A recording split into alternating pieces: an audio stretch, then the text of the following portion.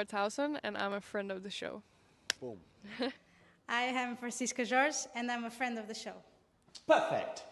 Hi, my name is Susan Leemans and I'm a friend of the show. Boom. Yeah. My name is Zainab Samas and I'm a friend of the show. Boom. Hey guys, my name is Sasha Vickery and I'm a friend of the show. Boom. Hi, my name is Lloyd Harris and I'm a friend of the show. Perfect. Hi, my name is Jan Faria and I'm a friend of the show. Boom. Yes. Take one. Well done. Hi, my name is Jasmine Paulini and I'm a friend of the show. Wow, Jasmine, you got it in one time. Ready? Play.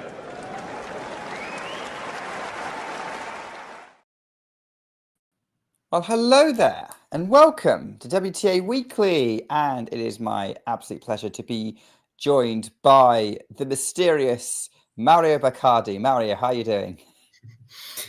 Great, actually. It's been just nice following the tennis lately. So can't wait to talk about it. Many great things happening, so I'm very happy. Yeah, mysterious might be an interesting word, but I haven't heard from you in ages, so I decided that you were a man of mystery, and maybe on some kind of undercover mission, although it turns out you're just checking out WTA 125Ks. So, right, let's jump into the story with maybe somewhat of a bigger deal of a tournament, Queens. And you and I were talking before the start of the stream, Mario, like how like a bigger deal it's turned out that Queens has now got a WTA tournament after over 50 years. And what I found interesting talking to you before this was is that in the UK, it's been all over the news. The women's are back at Queens, like the BBC promoted the heck out of it. It looks like it's sold quite a lot of tickets. Their final looked pretty full, as you can see in the background of the winner on our picture, Tatjana Maria. And it's interesting that from your perspective, that seems to be how it's been seen internationally as well. Yeah, it actually felt like it. Of course, I'm also into a lot of, British social media accounts, as you said, but it's been like that because the Queen's Club, regardless of 500, if there are more 500 events or anything, it just feels big. The women playing at Queen's Club with its history. This year there was also nice, the new, it's not a new center court but renamed after Andy Murray. The women have actually played in this new Andy Murray arena for the first time. And going back there also with all the prestigious trophy that there's also the women's and the men's. We've been used to the men's playing at the Queen's Club, so yeah, I gotta agree. I feel like there's a lot of tradition and a lot of history in this club, which makes the tournament bigger than another 500 that we may see in the grass season. So I actually feel like it's been a big deal for women's tennis to be back there, and just another step towards having some sort of as big of a spotlight than the men have, and it's been nice to watch it actually. Wow, what a tournament then for Tatjana Maria to have I don't know whether it's the biggest run of her career. It's the biggest title of her career. She is now a 500 champion. She comes through qualifying, which is always a great story.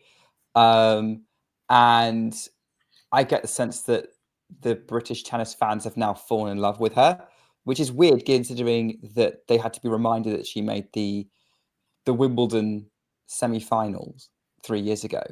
But talk to me about what you made of that, of Tatjana's title run, Mario, and also maybe your take on whether which you were more impressed by, which was more impressive, this or the semi-final run? I don't know. I think this is more impressive, actually. Just, beating all these, top 15 players 4 in a row and doing it, at almost 38 years old. We don't have to forget that 3 years have passed since that semifinal, which is kind of a big deal when you are 34, 35, 36, And actually, I don't know. I feel like, of course, Grand Slams are, the biggest thing in tennis, and having a deep run there is, the best thing you can have. I'm pretty sure she will forever remember that match on center court against Jabeur, being one set away from the final. But no, I think actually then sports tennis is also about putting your hands on a trophy, and doing so in in an historic place like the Queen's Club. Actually, not only a historic place but also a historic edition of the tournament, and doing so, beating all these top players, and doing so at this age. Of course, Wimbledon semi-final, it's another huge achievement. But I don't know, this time she will have something big like this trophy at home, which will forever be there, and remind herself what she did this week. And it's just amazing, because at Wimbledon, for me, it felt like a surprising run, a surprising story. But like many we see, we've seen many in over these years. This time it felt different. She's born in 1987. Basically all the women players around their age are basically retired. We've seen, I don't know, for example, Sara Errani is somebody who's been very successful in doubles at late age, but her singles career is over, and they share the birth year. And seeing Maria doing this well, actually starting from qualis and actually bringing her style and executing it at such a high level in order to make this top player feeling uncomfortable. I don't know, I'm picking this one because of that trophy. The trophy for me makes kind of the difference between two amazing runs that she had. Yeah, I'd agree. The trophy makes a difference, as does the quality of opponents that she beat. Because in that Wimbledon run, the only top player that she beat was Ostapenko. And doing to Ostapenko what she basically did to the other top 10 players, top 15 players that she beat, Rybakina, Keys, and Anisimova in the final, of just frustrating the big hitters by getting everything back, getting a racket on every ball, slicing it, forcing them to generate pace, forcing them to get down low, defending like crazy, and yet also managing to place the ball almost perfectly at times. Serving. Her serve was a massive foundation for her winning, because if her serve wasn't as good as it was, she would have got broken a lot more.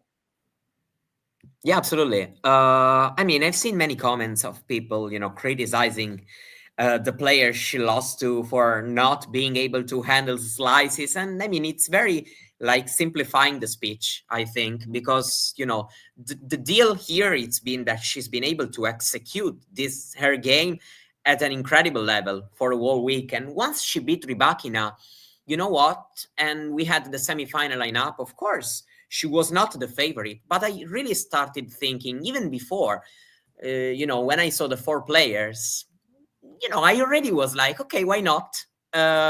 Probably something can happen. Then, of course, from there to winning the title, it's been a lot. Of course, it's still been a little bit surprising watching her, keeping winning match after match after match. But, watching how good her level was, starting from qualis throughout the whole week, even the first matches since basically that comeback against Mukova.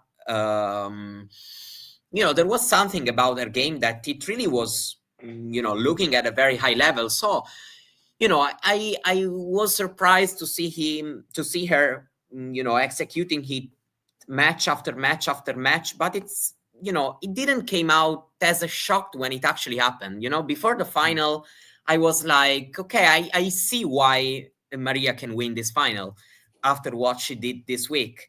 And probably it's also been, the most surprising thing, it's probably that she only dropped one set in 7 matches played, qualis and made draw, actually against probably the only opponent who was not very fit, which is Mukova. But we know about Mukova's incredible, qualities.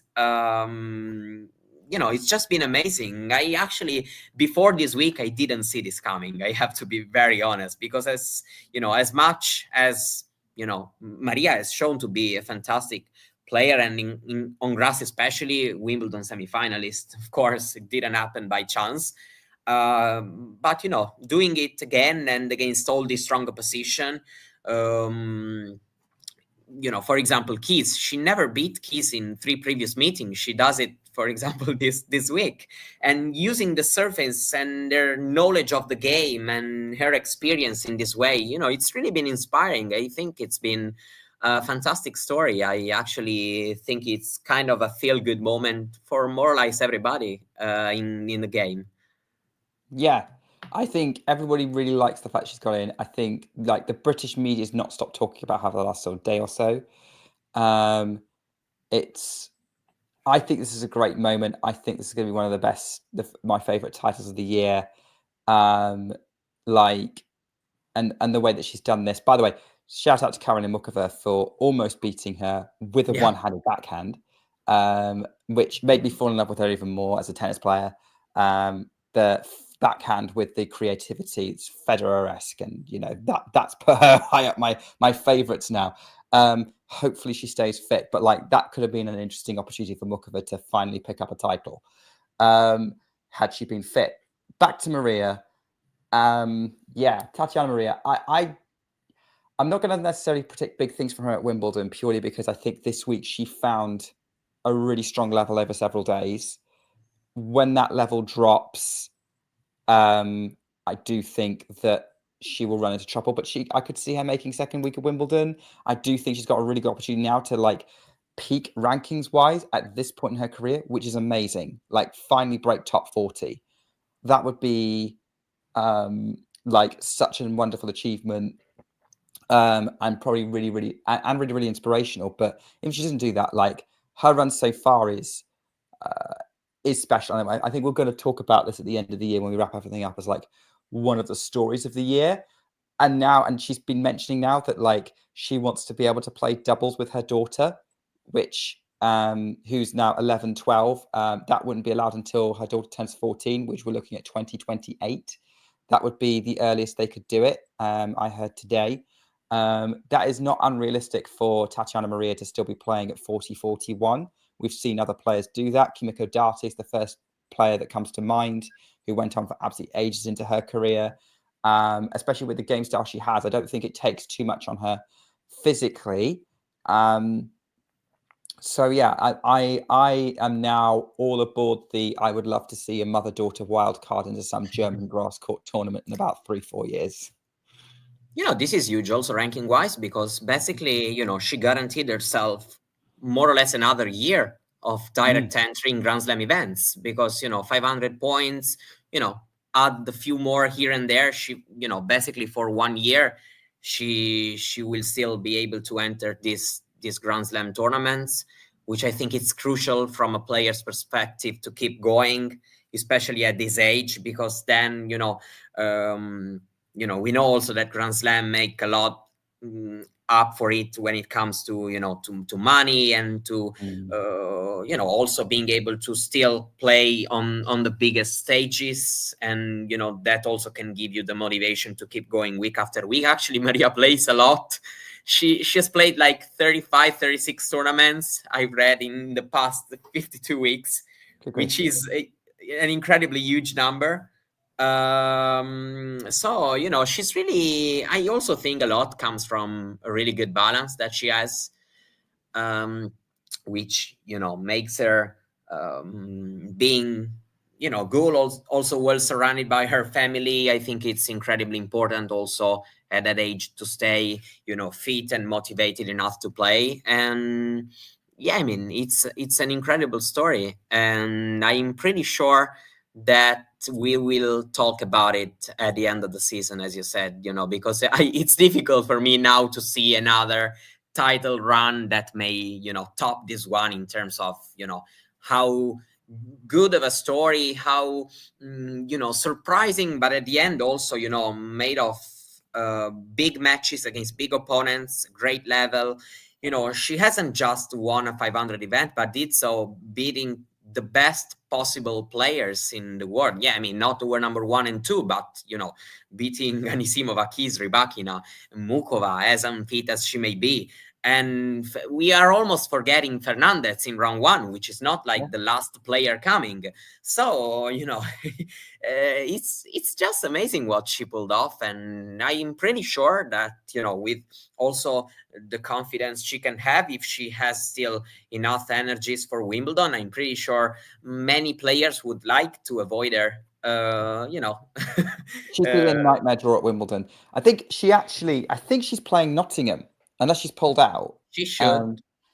But she is actually playing Nottingham at the moment. Well, she's not yet. I think she's good at, like, she hasn't played today. I think obviously given her time to get to Nottingham and recover. She mentioned in her on-court interview that she was going to be driving there pretty much that day, or at least that was the plan. Celebrations may have got into that. Yeah. So okay, everything cancelled. So probably she withdrew. Let's have a look. So yeah, she was going to play Kvitova, which is a tough draw, and then Kvitova looks like she's pulled out.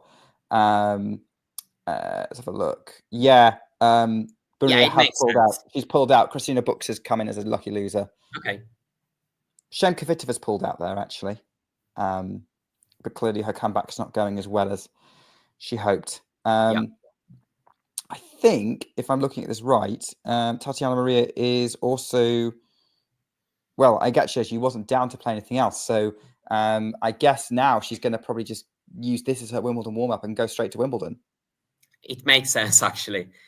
I also think at times you also need a bit of time to just settle in with what you did and, just... realize and getting some rest. I mean, Wimbledon at this point, it feels like bigger than it was a few weeks ago for her, because with a good draw, why not, aiming at doing something, meaning, you mentioned about a potential second week. And if you ask me, I think it probably depends on the draw, but yeah, having also shown that she can beat many of these players on the grass, I'm pretty sure she would be disappointed with a round 1 loss, for example, after what she did at the Queen's Club. So, I don't disagree if her choice is not to play anything else before Wimbledon, but yeah, we'll see. Yeah.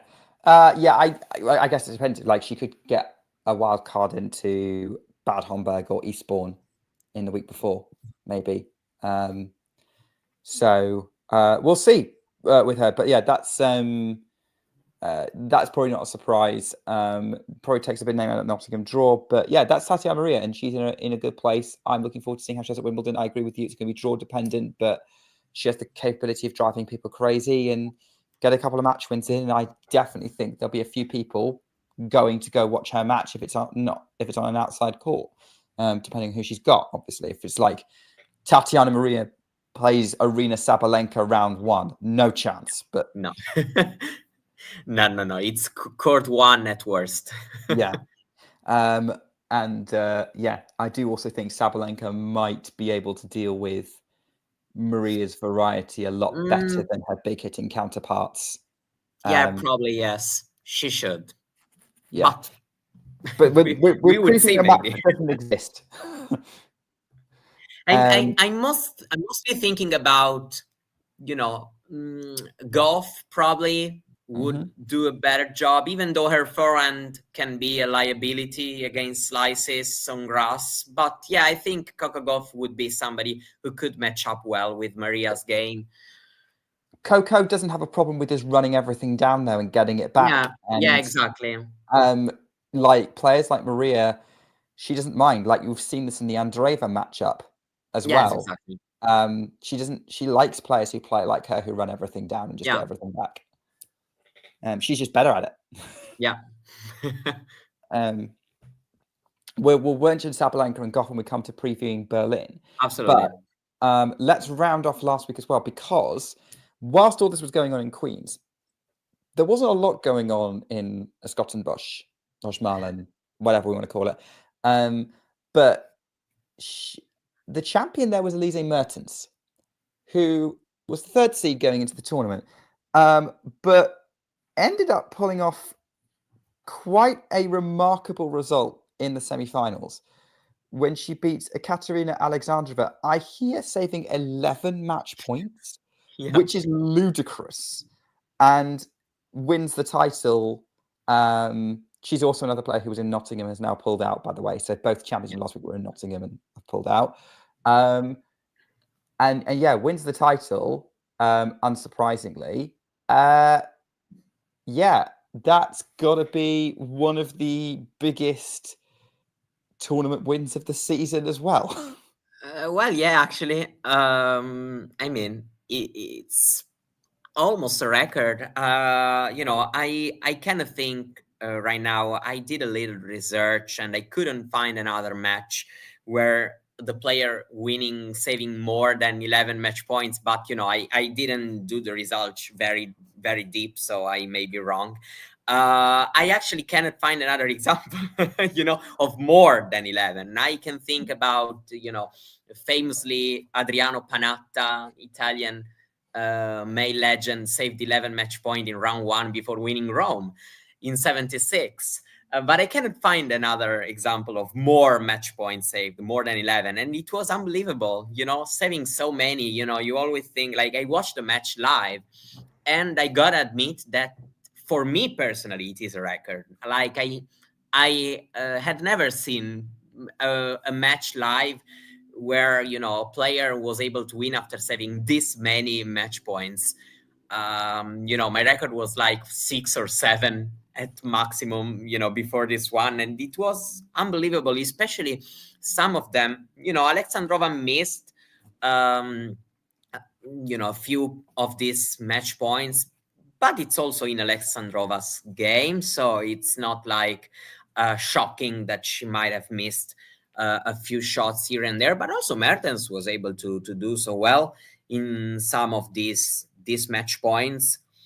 And we also don't have to forget that it's not like in the third set, then it's been a one-way traffic, because Alexandrova, after 6 holds at 3 games all, Alexandrova breaks first in the third set. So, Mertens found herself again on the back foot in the match, and then she won, the final 3 games to win the match. And it's been, just unbelievable to watch live, because just, I guess, the beauty of tennis, that you may struggle so much, you may be so close to losing, but yeah, I mean, you have to earn every game in order to actually win the match. And it doesn't matter if you have been the better player for, basically the whole match until that point. There's still a big risk that, a few points may change the whole picture. And that's basically what happened. And we also watch in this match how big, of course, the psychological side it is, because, once you start saving these match points, you also, start, feeling something different in yourself, because, actually it's a lot of adrenaline when you are able to fight in this way in a match. So, it's really been curious to watch, and just how incredible the tennis score is. That's what I think every time I see this sort of because, like, in sports like basketball, football, when basically points gets +1, +1, +1, +2, +2, if a player or a team has been the best for 1 hour and 20 minutes, it's difficult then to see a comeback. In tennis, for how everything is structured, everything is kind of possible. She basically ended Alcaraz with this comeback, even if it wasn't a Grand Slam final, that has to be said. I mean, I don't know. I've seen plenty of football matches where the team dominates possession, shots on target, just can't get it in, and then the other team gets a lucky goal at the 83rd minute and wins the game. But they weren't able to score, you know? Yeah. In tennis, you have a different perspective of that. Yeah. But yes, you're right. That is the beauty of the tennis scoring system. I mean, that match, Mertens Alexandrova, has to be the best match of the week, right? Is it a match of the year contender? Yeah, it was a very good match, actually. Quality was very high, even though, you know, it felt also a big missed opportunity for Alexandrova for sure. Not all the match points has been, you know, Mertens playing flawless. There have been 4 or 5 mistakes on these 11 match points, but the level was very, very good. You know, these two players are actually players who can cause trouble at Wimbledon. We will, you know, look at where they are placed in the draw, both of them. And you know, actually Mertens, huge achievements for her because it's the 10th title on the WTA tour. Not many active players have done it. Actually, at least one on each surface because she was lacking a grass court singles titles. So you know, And just second title of the year. Oh yeah. Second title of the year. She's now like in a very unique category where she's won multiple titles this year. I can't, like, obviously Sabalenka has, winning Brisbane, Miami, Madrid, but there's not many other players on the tour who've won multiple titles this year. So she's having a sneaky good season. Yeah, absolutely. I mean, Mertens is usually one of these players that, you know, will kind of always do their job, meaning that, you know, it's, you know, of course, in 18-19, probably we could have expected her to stay maybe in the top 20 a bit longer. I remember that she was really, you know, entering the tour quite strong. And then, I mean, she settled on these heights, but she keeps staying there. And this is impressive because, you know, we see so many players like, I don't know, I'm thinking about Jabeur, Sakkari, you know, having, you know, moments where they can't express themselves very well, and also all the success that she has in doubles as well. Mertens, we don't have to forget, you know, she's just somebody who can play tennis really well and, you know, can do it consistently. And even though she may not be the player that she would get, you know, many headlines, she got one this week because of all these match points saved. But I mean, it's always going to be a player that if you don't play at a certain level, it will be very, very difficult to be there. Even if you are a top player, you know, you know that you have to show a certain level in order to be able to defeat her because she knows her stuff on the tennis court. Yeah, she's proved herself to be more than capable of pulling off an upset. And I think I've watched a few of her matches this year where she's been able to hang with a top player for most of the match. I'm just double checking something. No, Sport and Politics, who are in the live chat, Goff has only won 1 title this year, and that was the French. And we're not counting the United Cup in that because, you know, it's a team event. So yeah, of course, Andreeva. Yeah, Andreeva. Titles. Yeah, Andreeva's the other one. Who's won 2 titles this year? Of course, both in Australia. And Keys. Yeah. Yeah. Sabalenka, Goff. No, but of course, they are not many. They are not many. Pegula's won 2 titles this year. That's true. 250, 500, yeah. Yeah. That's true. But Mertens played 3 finals. Yes, and she's won 2 of them. Because she lost in Hobart. Shocking, actually, because she is kind of the Hobart goat. Mertens. Yes. She lost in over to Kessler. So, you know, she's been consistently good. And so, yeah, of course, great what she's doing. And we'll see. Maybe, you know, she can cause an upset at Wimbledon. We'll see. Well, she should be seeded at Wimbledon or pretty close. Yeah. I mean, I don't know, round 3, for example. Let's see. The dreaded round 3 for Elise Mertens. I know it's round 2 that she was pretty much undefeated until recently of a slam. Just going bigger picture here, I think it's interesting. So Tatjana Maria has one with a very unorthodox game style. Elise Mertens does a lot with a lot of fight and not a lot of big weapons. And we've seen similar thing with Coco Gauff winning the French Open title with, let's face it, like the core of her game being her defensive capabilities and her speed.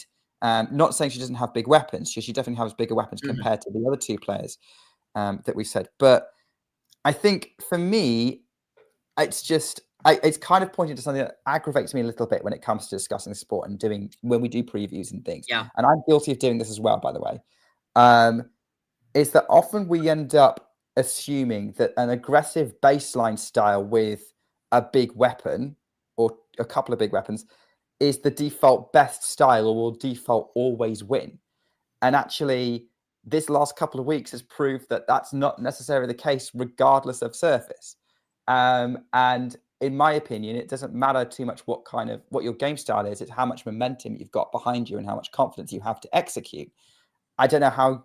That's kind of my soapbox moment. I don't know if you have anything to say on that, Maria. Well, I actually agree, and I definitely do. I think it's true for both the men's and women's game. Yeah, I mean, of course, focusing on WTA, there is some sort of, dominant game style, meaning that there are many top players who, are incredibly clean ball strikers. I'm thinking in WTA, there are so many players who, I can watch hours them striking the ball. I don't know, for example, Anisimova. For me, Anisimova is one of the best ball strikers I've ever seen. Just the way she can hit the ball. But at times, that makes these players' game be more impressive at first glance. When you see these women striking the ball so well, these incredibly clean shots, powerful, the ability of hitting so many winners, weapons, strikes you first. Like when you see an amazing backhand, you're there and you notice it, you don't need that much to notice it. While when it comes to other game styles, which are a little more complicated for, the player who watches, and for complicated, I don't mean that you don't like it, because many people actually like, those game style not based on full power, but like when you watch, you tend to focus for example, Mertens. She doesn't have that big of a weapon that strikes your mind, but then in the end you have to beat this player on the court, and you see that it's not easy, because when Elise Mertens is able to execute her game at a good level, for example, it does the opposite thing. It makes incredibly difficult to strike a winner for you. Alexandrova couldn't strike a winner in this 11 match point. And not just because she was, as people like to say, choking, meaning, she was feeling the nerves and the pressure. For sure, she was feeling the nerves and the pressure. But it's also because you have an opponent on the other side of the net, which is executing her defense game. And with defense, I don't mean running for every ball like crazy, hitting moon balls, desperate moon balls, but like, you're not able to push her away, to make her go further and further from the baseline. When you face Coco Gauff, at times, she can make you feel like it's impossible to make by yourself the point against her, because that's just how good her court coverage is. And this is somewhat a weapon, even if it's not an incredible forehand winner. It is a weapon in another sense of that word, meaning that, also the mental strength, the fighting spirit can be a weapon, meaning that, of course, it's not something you see, but, it's something that can bring you that far in tennis, and you have to be confident. And it's also a lot of undermining the opponent's confidence. So, I think there's pretty much room for many different game style. You have to believe in what you do on the court and execute it at a high level, and good things can happen. And as Johnny List points out quite rightly in the live chat, is going for the right shot, the right moment. Like, not necessarily hitting the winner, but hitting the right ball to put the pressure on your opponent, to deal with the moment well. And yeah, I think it's a very good point. And like your example of Coco Gauff, like if you look at Coco Gauff, she got really good at 15. She was a top 100, top 50 player level wise at 15 with a game that was based on movement, on a strong backhand, and a lot of fight. Look at Mira Andreeva. I would say highest tennis IQ of anyone in the field. She's now 18. She broke through at 15, was probably top 20 level at 15, 16, definitely by 17. The fact that, and like, again, not the biggest game in the world, but can thread the line for a winner, can hit the ball in the right spot. That's exactly what you're talking about. And that's where you get that sort of raw talent showing. And it's not necessarily the biggest ball strike. I'll think of another example, which I'm going to pivot to, not a tour level event, but I'm going to talk about this for ages because I had a really good time. I was at the Ilkley 125K event that happened this weekend. I went to the final. I watched Iva Jovic win her first title on grass, beating defending champion Rebecca Marino. I also watched the men's final, which was also quite exciting. But Jovic generates a surprising amount of power for her size at 5'7". But what impressed me was there were a couple of critical points where she was down break point and she goes for it and she hits the ball in the right spot and threads the needle. It didn't need to be the biggest shot. It just needed to be right. And she got it right. Yeah, I think that kind of comes to both your points is that, look, the biggest example I have in my mind about WTA is Krejcikova. You know, like she's not, you know, you don't have the same perception you have when you watch Sabalenka playing, but Krejcikova won 2 Grand Slams because of, you know, what we are saying. And all the talent, of course, and and great tennis that she has. But you know, I think that's a great example of what we are saying right now.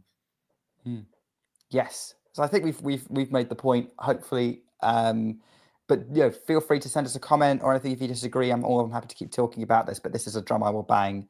You don't need to be the biggest hitter. You just need to be the cleanest in whatever game style you've got on the day. Hopefully for over the course of 5 to 7 matches, depending on how much it takes to win the tournament. Before we move on to our Berlin preview, are you joining me on the Iva Jovic hype train, Mario? Yeah, absolutely. I actually have done it before this week, actually. There we go. She's a great player. She will do a lot of great things in the future. So, you know, it's not easy to play like that against Rebecca Marino. Rebecca Marino is another player. I think she's a bit underrated. You know, it's not that easy to handle her as she did, especially in quite a big final, because for a player her age, and for most players actually, of 125K final, it's not, you know, it's quite a big deal. And doing it that way, it's, you know, just amazing. And I actually like to focus on that even more, because when it comes to technical things you may improve, there's always, you know, that time, you know, to improve, you know. I don't know, Coco Gauff won 2 Grand Slams at 21 already, and yet you may think of something she can still do a little bit better. I don't know, for example, you know, that second serve may, you know, be less ups and downs and everything, but you know, the reason she got to winning 2 Grand Slam, it's because of other things you see on the court, and you know, you could recognize them even when she was very young and or not, you know, not yet able to play, you know, and to beat the top players in Grand Slam semifinals and finals. But you could, you know, already see in herself that, let's say, X factor that, you know, you say and you think, okay, this girl is going to be very good. And, you know, you see something great in Jovic, you know, the way she carries herself on the court. You know, I've been impressed. Yeah, I think that was very clear seeing her in person. I'm also very excited. I was so impressed by what I saw at the US Open that was the first time I watched her play. Definitely agree with you that like the way she handles the occasion is super, super impressive. There is a really, really big occasion now kicking off. In fact, it has already started, and that is in Berlin. So yes, those of you who were like, I've been waiting 40 minutes for a Berlin preview, we've now got there. It's okay. We're going to do it. We're going to properly do this draw justice because, oh my goodness, what a draw, Mario. 9 out of the 10 of the top 10 are playing this tournament. 12 of the top 13. Germany in 500s is a match made in heaven. It seems like if you compare it to Stuttgart as well, which always seems to get similar feels. Yeah. Like you've been to this tournament, Mario. Like this has got to be. This has got to be one of the most exciting tournaments of the year.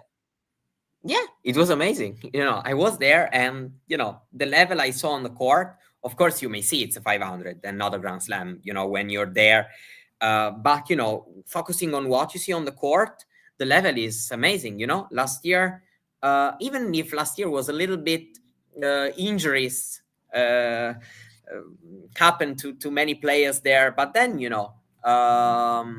I don't know. Just thinking about Pegula Golf being a semi-final of a 500 event, it's gold, and of course every year it feels like that, and it's great to be able to see a lot of these players battling against each other with less pressure, I would say, because I think the technical aspect may may become bigger.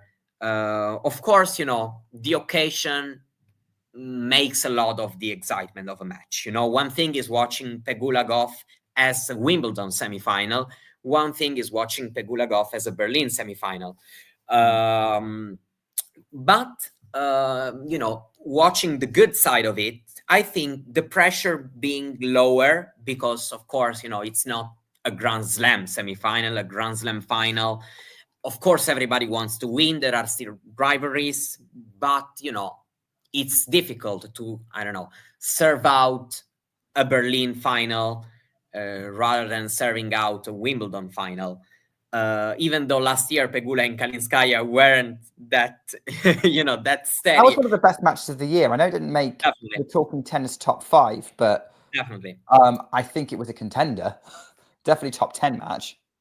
So, I really like when we have this kind of tournament. Of course, probably I wish the calendar was structured a little bit different. I think it's better probably to have a week of 250 events and a week of a couple 500s, a bit similar to what the men do, but just because I feel like it kind of separates the players between each other. It's like a top 30 tour and the rest. But at the same time, it may be also entertaining, So I just want to look at the positives. We already seen some matches that could have been great on paper. I don't know, Kostyuk, Navarro, even though the scoreline, has been one-sided. But, we have Rybakina. Oh my God. Rybakina in Wellness, a first-round match in a 500. Rybakina is world number 11. And we are in Sabalenka's quarter. So, they are battling each other in round 1, and it's not like then they have an open draw for whoever, whoever wins this one. You have to face most likely the world number 1 in the quarterfinal. So, it's great. That's looking pretty good because the winner of this match does play Katerina Siniakova, who, let's be honest, is tricky on grass. I'll give her that. I could see her upsetting Zheng if she won. Rybakina could be a bit closer. It depends if Rybakina has an off day or not. But we know that Rybakina can be disruptive. We saw that with what Maria did to her. But yeah, in all likelihood, it is Sabalenka in the quarterfinals, given Sabalenka is playing Rebecca Masarova, who beat Sofia Kenin today. So it's a pretty close head-to-head. Mario, how do you think this match is potentially going to go? Between Rebecca and Zheng. Okay.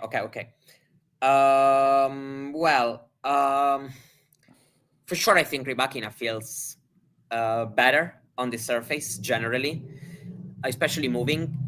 Qingwen is still a little bit I think uncomfortable actually, even though she played quite a good week at the Queen's Club. I was going to interrupt you for that. I was going to say, I thought she showed a lot of improvements at Queen's compared to previous years. Like, she feels a lot more confident with her game. You can tell that she really likes how her shots kind of come off the grass.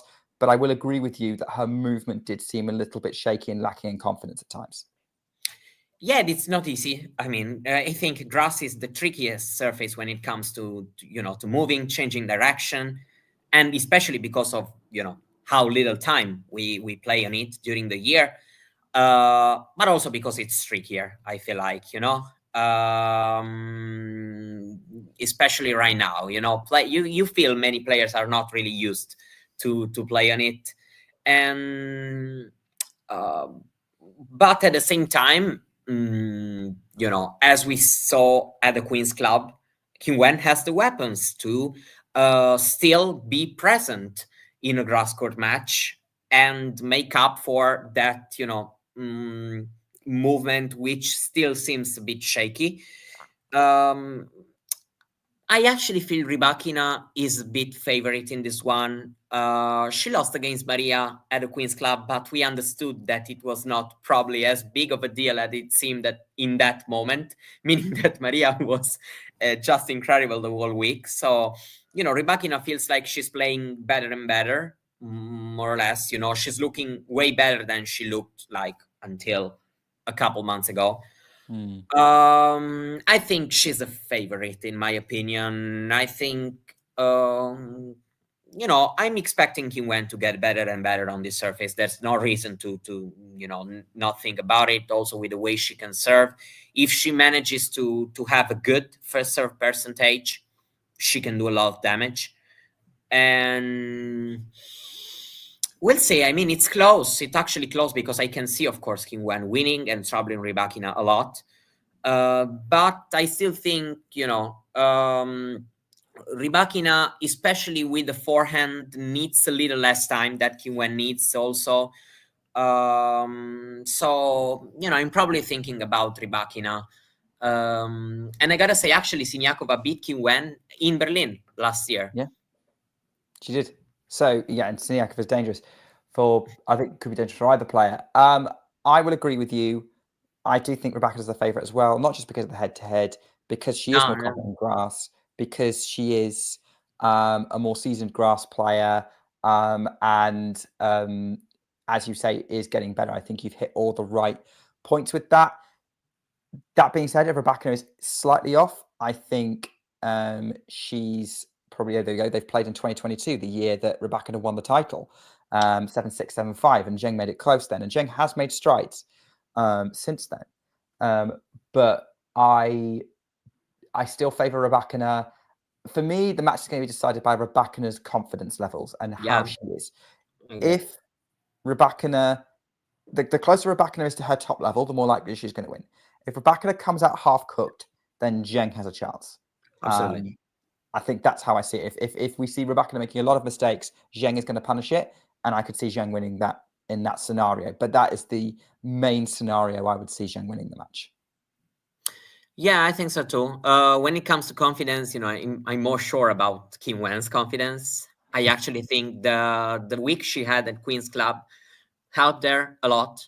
She's gonna come in Berlin thinking, okay, I may win. I may do very well, regardless of how comfortable or not she felt on the surface. That's kind of a personal thing, but still, for example, I don't know, when I say many players struggle a little bit, it's because actually even last year in Berlin, Sabalenka talked about grass for her being, when it comes to moving, the trickiest surface. She doesn't feel as comfortable moving as on clay and hard courts. It's many players feel like that. I feel like so it's not maybe that big of a deal. Like if you can't move on clay, it's you're more likely to get punished by your opponent than you may do on grass. Of course, Rybakina does very well on grass always.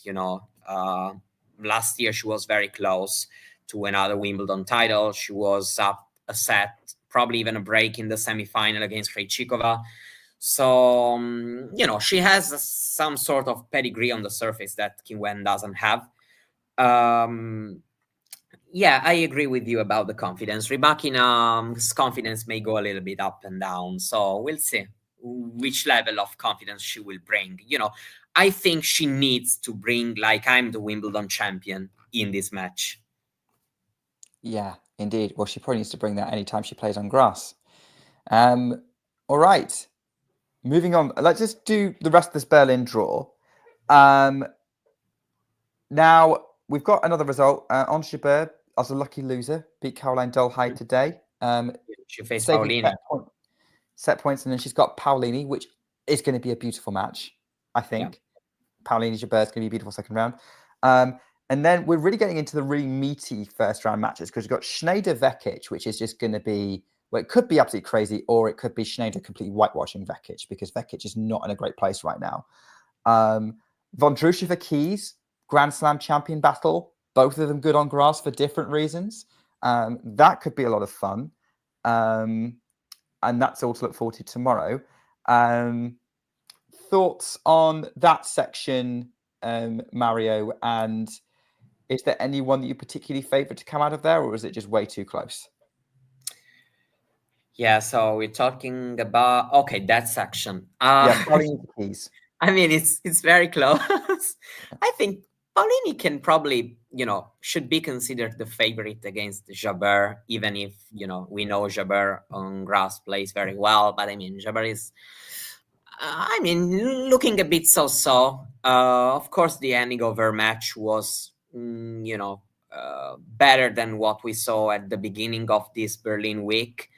But yeah, all these players are so good that, it's not impossible to see them doing something great. I think I'm probably still expecting to see Paolini and Keys facing each other because I think that despite everybody being great and, it wouldn't be a shock to see anybody really coming out of this section. Still, I think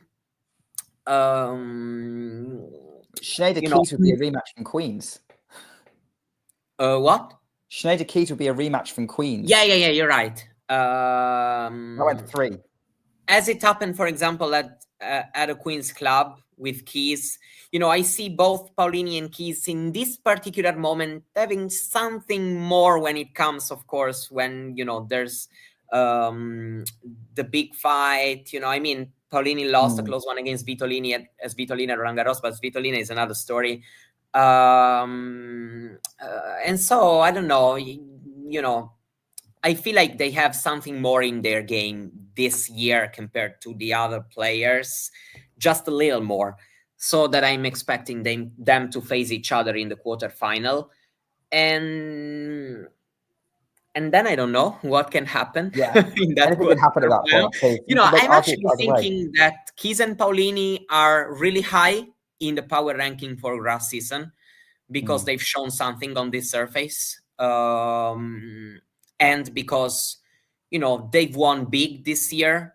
So their confidence level should be quite up, regardless of some tough loss they may have had on the road. I think, of course, the Australian Open, Rome title for Paolini, and actually the Wimbledon final from last year, it gives you something. So I'm thinking that both of them, I'm expecting a lot from both of them in the grass season. Yeah, I think we ought to. I think they're going to be two of the biggest names in the grass season over the next few tournaments up until Wimbledon, in Wimbledon as well. Hard to call who's going to come through that. You could make arguments either way. I'm asking you a question. Yeah, sure. We know confidence is big in tennis, of course, you know. But do you think grass in particular is kind of, I don't want to say the most confidence-based surface, but, the surface where, how confidence you feel hitting, moving can make the most difference? I don't know, because clay is up there, but for different reasons. Because you see plenty of people struggling with confidence moving on clay in different ways. I think grass is tougher in that situation because you have so much less time to adapt. With clay, you have a month or two. Grass, you have 2 or 3 weeks, depending on how much of a run-up you give yourself. So I would agree with you. I think grass is about finding your rhythm as quickly as possible, which is really, really tough because suddenly Wimbledon's on you like that and you have to perform for 2 weeks. And also it's a grass as a service that changes as a tournament, as particularly as Wimbledon goes on. It plays differently as the tournament goes on. So it probably is one of the trickiest challenges in tennis on those merits in that. So I would agree with you to an extent. Yeah. Yeah, I mean, I was also thinking about, of course, those Wimbledon finals, 23 and 24. Vondrousova didn't do anything big on grass before that. Paulini didn't do anything good on grass before, good at this level. And in general, actually, before, that, let's say Eastbourne, but especially Wimbledon run. So, at times we've seen like many players that we thought, okay, these players are, won't be that good on grass probably. And then, suddenly they have a result, but it's because, you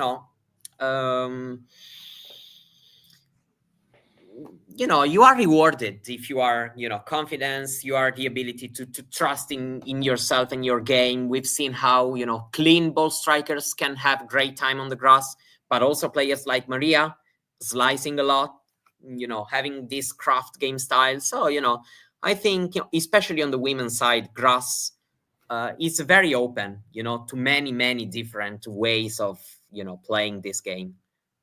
Yeah, there is many different ways of playing this game, which is what I alluded to with the Vondrousova Keys matchup, which is going to be fun, I think, in this one. Okay, let's move on to the next section because I do want to make sure that we don't keep the people here for too long. Before we kind of do any previews, I do want to touch on the fact that we did have a result in this section, which is Magdalena Frech came from a set down to beat Mira Andreeva 2-6, 7-5, 6-love, which is the result of the day. And like, no disrespect to Frech. Frech is a really tricky player to deal with, particularly on clay. But she's a fighter. She's a scrapper. And she gets the odd really good result. Like she's won a 500 title. She has a lot of respect. I didn't see this match. I'm hoping you did, Mario. But so you can kind of give us an insight of what happened. But I think for me, looking at the result, it does reinforce that maybe, again, we just need to put a lid on the Andreeva hype for the moment. Maybe wait until the US Open or something like that. I definitely am not going to be talking about her as a Wimbledon title contender in the same way as I was talking about her as a Roland Garros title contender. I actually only watched the final part. So the end of the second set and the third. So it probably I watched the crucial part, meaning, what it's going to interest us the most talking about it. Because, the beginning, I feel like it's mostly about, we all know Andreeva can play this well. So, I don't think I need to watch the 6-2 in order to, to have a confirmation of that. It actually felt a bit in the Boisson match, the way she lost it, meaning that even if, of course, surface is different, crowd is different, everything is different, and even the style of the player she faced is different, but she really got frustrated. But even at times in the match where you wouldn't expect it, for example, she wins 6-2 the first set, and then she gets broken in the first game of the second set, and you would think it's not that big of a deal, it happens to players, and she gets a ball abuse code, even in a moment where you may think like there's not a real reason to do that, and her confidence kept going down under the ground in the third set. And so it was a bit of a tough watch from that point of view, and Magdalena Frech was great in using every opportunity she got to keep frustrating Andreeva, so props to her for that. But yeah, there's been this way of, you know, let's say a kind of teenager way of losing a tennis match, meaning that, of course, she, you wouldn't expect a player with more and more experience to losing that particular way, even though many players at times fall apart mentally. But yeah, there's been this mini trend, let's say, between the Boisson match and this one um, against Freck, where she just, really this frustration got to her, and she was just unable to, keep scoring many points and games. And so, yeah, I kind of agree with you, meaning that, it's not that I don't consider herself capable of already winning Wimbledon this year, but I know that this is a warning that for me, these couple matches, that there's still something that can happen with her and her way of handling moments in matches. And this is, of course, huge when it comes to a Grand Slam tournament. It's not easy even for the most experienced players in the game. So yeah, that's a warning for sure. Because it really wasn't about Freck hitting winners from all over the court. She did a great job, but Andreeva fell apart mentally. Yeah, and it happened a bit even in the Boisson match. So that's kind of this mini trend. And the Anisimova match, as Johnny once again coming in the live chat has reminded us as well. Yeah. Like, it has been a pattern this year. Like, you're right, she's getting caught up in the feelings of frustration. You know what? In her way, or yeah. I never thought of the Anisimova match because of the 2 1,000 titles in a row. So I thought, like, okay, it's normal. Yeah, because that was just straight after that. Like, yeah, you thought the level had dropped. So yeah, there's just something. I think maybe she knows that she could perform at set. And we do see this with top players like Sabalenka and Swiatek. They know they can perform at a certain level, and when they don't, they get frustrated. So maybe Mira's experiencing that for the first time, and she's having to work out how to deal with that for the first time because she is 18 and it's still pretty early in her career. So this is, again, another massive learning experience for her. Absolutely. Which I think someone of her caliber will eventually, like, I'm expecting her to work that out at some point. She'll get through it. She'll figure out, she'll have a match where she gets frustrated, then she fights her way through and she feels a lot better about it afterwards. So there we go. So Freck is through. She will play either Anisimova, as we mentioned just now a few times, or Andreescu, which that's going to be a fun match. Yeah, absolutely. And you've got Osaka Samsonova also in this section. Winner of that plays Pegula. And I'm looking at this section, I'm like, this is not a bad section for the defending champion, Jessica Pegula, to potentially come through and make the semi-finals. Like, she likes it here in Berlin. She likes it on grass. She likes winning 500s. I think she's someone to keep an eye out for this tournament. Like, she knows she's not going to be ranked lower than number 3 at Wimbledon. Mm-hmm. She can't go any higher. So the pressure's kind of off. So hopefully she has a good time. And I do think that I would put her as a favourite to beat anyone else left in this draw, unless they're having a really, really good day. You know what I think? Probably Andreescu can be the toughest one for Pegula in terms of matchup. Ooh. Probably. No, don't you? I know. I don't know. I think I kind of like always Pegula's chances against players like who strike the ball very hard, like Osaka Samsonova. Of course, they can have a perfect match and beat her. That's for sure. But I think probably it's even better for her to play, when she doesn't need to be the one dictating all the time. And so that's why I also kind of like this section for her. Then of course, I mean, Osaka plays like she played at the US Open in 2021. There's no chance for anybody. But, generally, I think that it can be good for Pegula to not be on the court the player who has to, generate pace all the time and, redirecting pace on the surface where she's learned to move pretty well. She was impressive last year in Berlin. Watching herself playing live has really enlightened me on why she's been this good of a player for so much time. I've understood already from the television, but you know what I mean? Watching, in person, um, it's been absolutely amazing. Especially when I watched her playing against these players who generate much pace and power, and she redirects that so well. And so, yeah, I think she cannot complain in terms of matchups. Then, of course, every section is incredibly tough. So, I mean, it's not like she got an easy draw. It's No, it's impossible. not easy by any means. I think No, it's the issue impossible is in that Berlin. a lot of the players in her section are just very inconsistent. That's the thing. So I think that she cannot complain, meaning that she should be able to match up quite well with these players, and then she may lose anyway because they play great, and that's another story.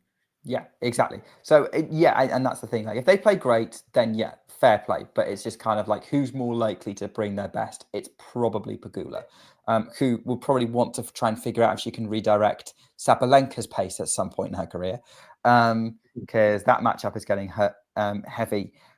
Last section of this draw, we've already got this more or less sorted out, because Badossa's playing Navarro in round 2. Navarro beat Kostyuk in straights. Badossa beat Lise in straights. That's an exciting matchup because you've got the number 9 and 10 in the world playing each other in the round 16 of a 500, which is incredible. And I love it. And it's, it's very similar to that Rybakina Zheng matchup. That's going to be a lot of fun to watch. And I genuinely couldn't call which way that one's going to go. And then Coco Gauff's going to play the winner of Wang Xinyu and Daria Kasatkina. I think this section, I think Gauff probably makes quarters, but I think Badossa or Navarro would be a very tricky match for her in that. I think so. I think so too. It's not easy to play this early after winning a Grand Slam, especially having to, of course, use so many energies like she had to do. I mean, facing Sabalenka and everything, it's been a very intense clay season as a whole, actually, for her.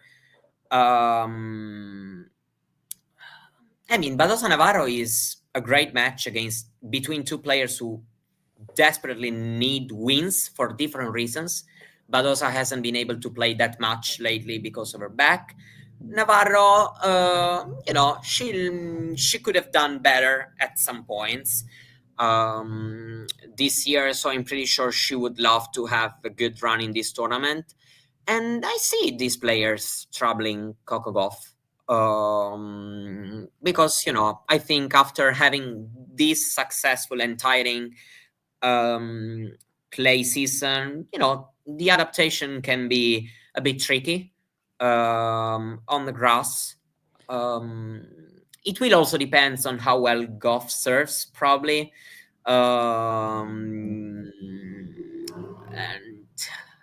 It's tricky to predict because Coco is overall the favorite, but I want to take into account the fact of this whole clay season and probably her not being the best version of Coco Gauff we know in this tournament. I also think that, and it's going to be the case for Sabalenka as well as the top seed, and both the finalists from the French. They're both super competitive. They will want to win the trophy. I'm not saying they're gonna just sort of tank anything. I think they're too competitive for that. But I think they might not necessarily bring their best either, because they don't want to, dig too deep ahead of Wimbledon. They want to keep themselves relatively fresh for Wimbledon. That's where they want to go. This is just to give them some good momentum and some nice grass warm up. Now, it's difficult because you've got to balance. I think they're constantly trying to balance how to manage their level with how competitive they are. If Sabalenka and Gauff play a match and they find that sort of a deep, like a good base level gets them to the final or gets them on the way, they're going to try and win the title. I think they're going to want to do that. But I'm not necessarily predicting them to do that. I do think they will be a little bit different here. Maybe I'm wrong. Maybe they're just that competitive. They want to win everything and they're going to go for it. And in that scenario, then Sabalenka's probably potentially the favorite for the title. But yeah, I think that's where I'm at with it, which is why I actually think the champions, this tournament's probably not going to be either one of them. I'm currently leaning towards... Possible. Sorry? It's possible, yeah. I tend to agree. Yeah. I'm currently, if I'm going to make kind of a prediction here, I'm currently leaning towards Jessica Pegula defending her title. Just on a gut reaction here. I like that. I think I'm looking at that section. I'm going, I think she's going to quite like this. The only person I think, if she matches up with in the final, other than Sabalenka, who I think I would change my mind about if she played her, would be Rybakina. But that's going to depend on how she comes out for the Zheng match in the first round. Because if Rybakina beats Zheng, that changes everything to me. And that makes Rybakina and Pegula pretty close favourites in my mind. And actually, I got a text from Brenner just now. So hi, Brenner. I know you're watching. I know you like that. Like, Brenner's picked Rybakina to win. Okay, it's possible, yeah. But yeah, I do think Rybakina's levels up and down. But I think in terms of who's going to bring the consistently strong level to win it, I'm going to lean towards Pegula defending this Berlin title. Yeah, I mean, it's difficult. I'm also, I agree with what you said. Anyone can win it, really. I probably was going to say Pegula as well. But as I mentioned before, I think I'm really having good expectations for both Paolini and Keys. So why not? They cannot, be able to do something great this week and win a title. So, probably I think I would go with Keys if she's able to overcome Vondrousova, which can make things uncomfortable for her. Probably. I mean, there's part of me who really likes the narrative of the idea of Jasmine Paolini winning both immediate big warm-up events before the slam so that she reached the finals off and show to kind of say, yeah, I'm still a title contender. I didn't fluke those finals. So there's part of me that would actually quite like to see. Yeah, Jasmine I mean, Paolini after Rome, I think we could completely move on from this pitch surrounding her, Yes. Meaning that, I mean, I don't think multiple 1,000 champions and multiple slam finalists still needs to, to prove a lot about herself. So, but yeah, I mean, we'll see. It's too packed. It's difficult to think. Yeah, there's an element of throwing a dartboard and picking a name, but I'm just going. Okay, Madison Keys. Yeah, Pegula, Keys. Now watch it being a Sabalenka Goff rematch. Why not? I mean, it wouldn't shock me. I mean, I'm genuinely looking at this list of names of people who are still in the draw, and I'm going to shock you, Mario. I think any of them could win it. Even Katerina Siniakova, who loves playing on German grass. That's it. Yeah, why not? Why not? And that's it with Berlin. Why not? I am so annoyed that I cannot watch. I'll probably not be able to watch any of these matches tomorrow because I'll be at work. But I would love to see. I would have Berlin on all day. Tennis fans shouldn't be, forced to work. This should be our job. Fair. We don't care. We want to watch the tennis. Exactly. That's it. Clip that. So, all right, that is Berlin. That is your Berlin preview. We are going to talk a little bit about Nottingham now. I know this has gone a little bit long. Apologies to those of you who don't like long podcasts. Yeah, I have been told that people don't like podcasts that last longer than 50 minutes by a good friend of mine. Well, it's fair. They can jump, back and forth as they want. Yeah, fair. Just, take breaks, listen to this. But let's talk about Nottingham. So, top seed in Nottingham is Beatrice Haddad-Maia.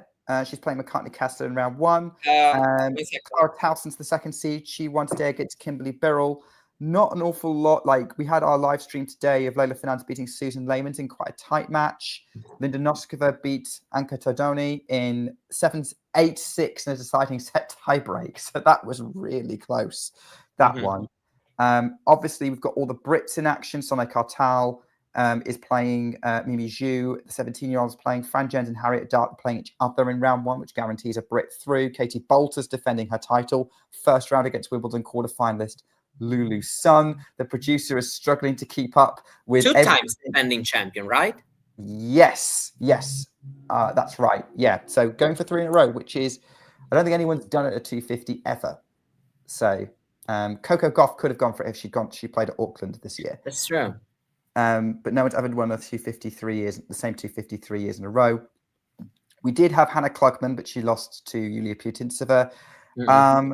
But we are doing a Nottingham live stream tomorrow, and that match is, of course, Alex Ayala against Magda Linette, the 6th seed. So I guess, Mario, what's your quick thoughts on that ahead of that for people to look forward to and tune in tomorrow? Yeah, I mean, they've played each other last year. I mean, many things have happened since last year. So, it's not really that match that tells me kind of anything about how it could go. Of course, experience is from Linette's side. She's actually playing quite good this year. She's one of these players that it's really not easy to play against her. And so, it's going to be for sure a tricky one for Ayala. Of course, her grass court season has started quite well. I mean, she got 4 wins, beating good player like Racheva, Todoni. Even the loss to Marino was, quite, let's say quite good, as good a loss can be. I mean, she had 2 good losses. She lost to Linda Fravitova and Loretta Reno, who both made the final of the tournament that they played at. So, I mean, of course, Ayala, also with her technique, I think she can be a very, very good grass court player. Of course, we've seen her struggling on clay, but it kind of was expected, I wasn't expecting her to come into clay and doing all over again what she did in Miami. So, I mean, I think she should be pretty okay coming into the grass.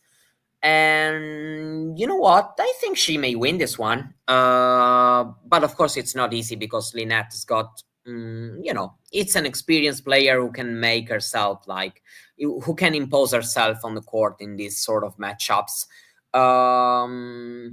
So I don't know. I can see, Ayala winning this one, but I'm probably leaning towards Linette in probably a 3-set one.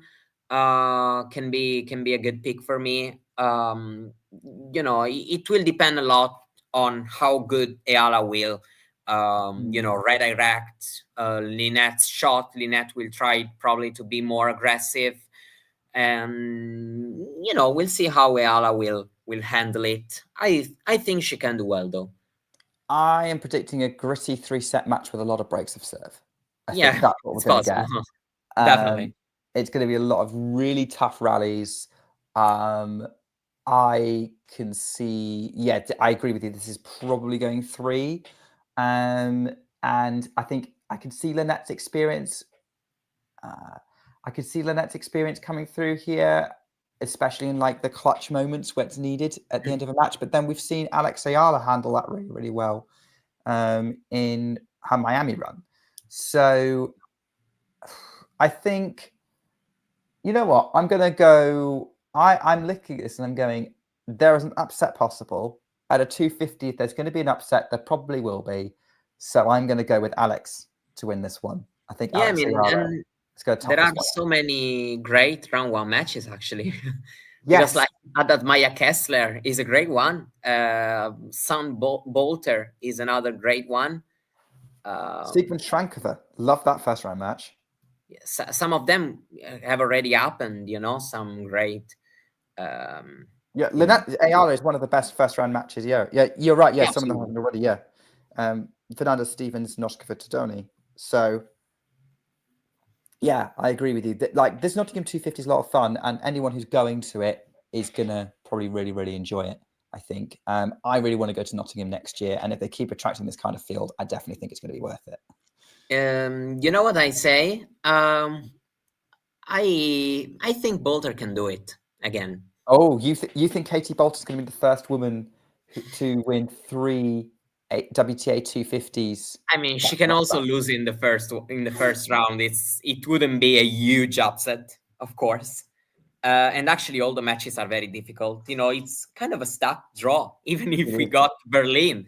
I keep looking at the draw, trying to find the weak spot, and there isn't. No. There isn't. Absolutely. Okay, I'm currently bouncing between a player who had a tough win today and a player who started tough. I'm tempted to go for Noskova, believe me. Okay, why not? But I'm actually thinking Fernandez, who had decent results on grass last year. Eastbourne final, was doing really well until she got shocked by Tomjanovic at Birmingham. But there is another player that keeps catching my eye. I'm going, if she gets some momentum going on grass, I think she's going to be really tough to beat. And that's Clara Towson, second seed. Yeah, that I was thinking. Because for me, between the two, grass, I also think about lower bounces. And I think Towson can, as for right now, probably do a bit better than Noskova. I'm a bit, in some matchups, I'm a bit afraid of Noskova from that point of view. My expectation of Towson are really high, I gotta admit. And they've always been. For me, when you say Towson, I'm like, yes, for sure. She can do great. I mean, we'll see against Blinkova. That will be a good test. Yes, that's going to be a fun second round. That will be a good test. So, I think that match can tell me a lot about, in which mood Towson is this week. Well, we'll see. And hopefully everyone who's watching these tournaments is going to be in a good mood as well. That wraps it up. Mario, thank you as always for coming on. That's one thing about me and you doing it. It will never be an hour. We live in hope. I mean, Okay. That was your dog? Yeah, somebody is entering. I was alone, that's why. All right.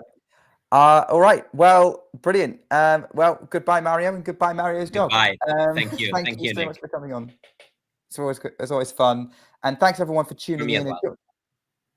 Thanks everyone for tuning in and joining in the live chat, sending us some really good feedback, like Johnny and Brenner and Nerlan.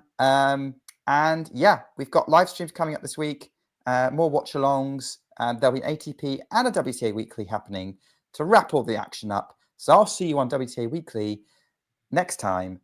In the meantime, take care and keep talking tennis. If you enjoyed this video, make sure you hit that like button.